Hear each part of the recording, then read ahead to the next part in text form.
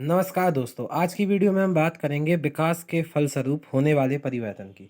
इसके पहले वीडियो में हमने विकास और अभिवृद्धि में अंतर देखे। अब आपको विकास समझ में आ गया होगा, जो बाल विकास के का हिस्सा है या हम कहें। तो श्रीमती हरलॉक के अनुसार उन्होंने 4 चीज़ें बताई कि विकास के फलस्वरूप क्या-क्या परिवर्तन होते हैं। बहुत सरल है ये, केवल पढ़ने की ज़रूरत है एक बार और याद रखने की ज़रूरत कि किसने बताया है ये। तो श्रीमती हरलॉक ने। सबसे पहला था, उन्होंने बताया कि विकास के दौरान नई आकृति एवं नई आदतों का जन्म होता है। तो ये बड़ा सरल है, जैसे जन्म के बाद दांतों का आना, तो ये नई आकृति हो गई आपकी। बच्चे रेंगना अपने आप सीखते हैं, तो ये नई आदत हो गई। स्थायी दांत एवं दाढ़ी मूंछ का उगना, तो ये विकास के दौरान नई आकृति आ रही, नई आदत आ रही। ये सब होता है, मतलब इन्होंने पहला बताया कि नई आकृति एवं नई आदतों का जन्म क्या होगा। कई बार आपसे क्वेश्चन में पूछा जाएगा कि श्रीमती हरलॉक के अनुसार विकास में परिवर्तन नहीं है।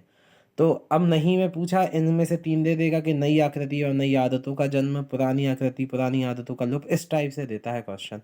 तो इसलिए इसको पढ़ना जरूरी है, एकदम सरल है। सेकंड नंबर पे क्या लिखा हुआ है कि पुरानी आकृति एवं पुरानी आदतों का लोप। जैसे कि पहला लिखा हुआ है स्थायी दांत आने पर दूध के दांतों का लोप। तो अब यहाँ पे लोप होगा पुरानी आकृति एवं पुरानी आदतों का। जैसे स्थायी दांत आए, अब पुराने दांत पता नहीं लोप हो गया उनका धीरे धीरे। चलना शुरू करने के पश्चात पुरानी आदत समाप्त, जैसे कि रेंगना। अब आप जो बच्चा चलना शुरू कर देगा, फिर वो रेंगना बंद कर देता है। तो ए मतलब रेंगना का क्या हो गया, लोप हो गया।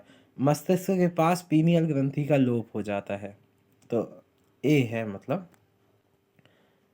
उसके बाद है तीसरे नंबर का, वजन लंबाई आदि में परिवर्तन। तो आप तो ये जानते हैं कि बच्चे का जब धीरे धीरे आकार में परिवर्तन होता है, वजन लंबाई बढ़ती घटती है, तो यह शारीरिक या मानसिक रूप से प्रत्यक्ष दिखाई अपन को दे जाता है, प्रत्यक्ष रूप से दिखाई देता है। किसी की लंबाई बढ़ी, वजन बढ़ा, मोटा हुआ, पतला हुआ, ये सारे, जैसे अंगों की ऊंचाई का बढ़ना, शब्द भंडार में भी वृद्धि या कमी या चिंतन चिंतन। तो ये सारी चीज़ें क्या है, वजन लंबाई आकार में परिवर्तन। आकार इन द सेंस यहाँ पे थोड़ा सा अमूर्त रूप भी दे रहे हैं उसको, कि जैसे शब्द भंडार में वृद्धि हुई, तो आकार कम था पहले शब्द भंडार का, बढ़ गया। चिंतन ज़्यादा कर पाता है बच्चा, पहले कम था। इस टाइप से यहाँ पे बताया गया है। उसके बाद है अनुपात में परिवर्तन।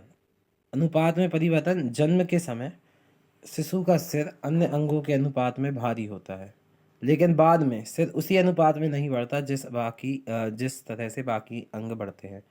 अभी बताया गया है कि शुरुआत के कुछ वर्षों में बच्चे का मस्तिष्क 85% तक वृद्धि कर लेता है। उसके बाद पूरे जीवन लगभग फिर 15% जो बचा हुआ है। तो इसको जानते हुए शिशु शिशु का या बच्चे का जो सबसे शुरू का विकास होता है, सबसे 1 2 5 साल का, वो बड़ा ज़रूरी है, इम्पोर्टेंट है, क्योंकि मस्तिष्क का विकास उस समय 85% तक है। तो इसको देखते हुए बाल विकास में हम सोच सकते हैं कि जन्म काल से और पूरी बाल्यावस्था में बच्चे का परवरिश या बच्चे पर ध्यान देना कितना आवश्यक है, बुद्धि के लेवल पे या माइंड के लेवल पे हम बोले।